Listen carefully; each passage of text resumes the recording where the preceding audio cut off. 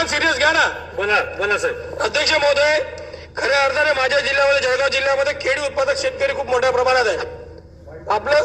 आपलं सरकार खूप सकारात्मक सरकार आहे.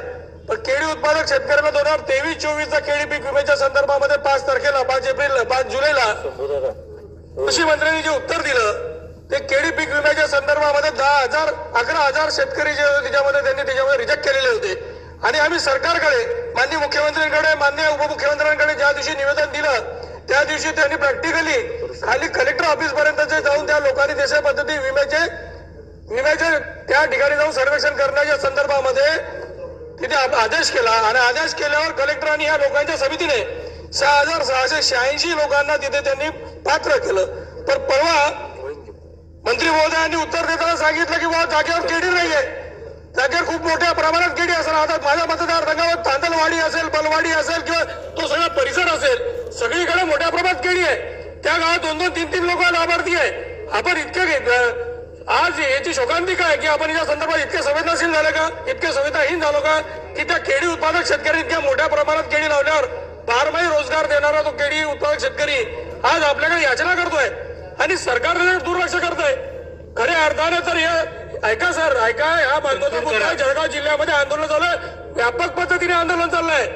लोकप्रतिनिधी म्हणून आम्हाला फिरणं मुश्किल झालंय. आपण सरकारच्या माध्यमातून या लोकांना जर काही न्याय देणार नसू तर मला असं वाटतं योग्य नाही. तात्काळच्या संदर्भात निर्णय घेतला पाहिजे. याच्यामध्ये प्रत्यक्ष समिती जागेवर गेली त्यांनी सांगितलं इथं केळी लागली आहे, तरी मंत्री महोदयाने अशा पद्धतीचा निर्णय घेतल्यामुळे आपण सकारात्मक निर्णय घेतला पाहिजे. दुसरा सगळ्यात महत्वाचा मुद्दा, या एप्रिल आणि मे महिन्यामध्ये अति टेम्परेचर मध्ये तिथल्या काळामध्ये तिथे जळगाव जिल्ह्यामध्ये 86 मंडळ असताना फक्त 54 मंडळ ग्राह्य धरले गेले. अहो, कलेक्टर साहेबांनी तिथे एक आदेश काढला की या तारखेला कन्क्लूड करा. कलेक्टर साहेबांनी आदेश काढला की 43 ते 47 डिग्री सेल्सिअस असल्यामुळे आपल्याकडे तिथे जमावबंदी कायदा लागू केला, 144 धारा लागू केली. 47 डिग्री मध्ये माणसं मरताय, ढोरं मरताय, गुरं मरताय आणि तिथे आमच्याकडे तुम्ही टेम्परेचर काय दाखवताय तर 43 डिग्री सेल्सिअस दाखवताय. माझी विनंती अशी आहे की जे मंडळ वगळले गेले ते मंडळ त्यात घेतले पाहिजे. माझ्या मतदारसंघातलं घोडसगाव, अंतुर्ली, करंजी आणि जे मंडळ त्यात राहिले ते मंडळ त्यात घेतले पाहिजे, संवेदने केलं पाहिजे. या संदर्भामध्ये सरकारच्या लक्ष देईल का? महोदय, सन्मान्य सदस्य चंद्रकांत पाटील साहेबांनी जे मुद्दे उपस्थित केले त्या संदर्भामध्ये आजच माननीय कृषी मंत्र्यांबरोबर चर्चा केली जाईल आणि सन्मान्य सदस्यांची स्वतंत्र बैठक या विषयावर कृषी मंत्र्यांना आयोजित करण्याची विनंती केली जाईल. लक्षवेधी क्रमांक 12. अध्यक्ष महोदय.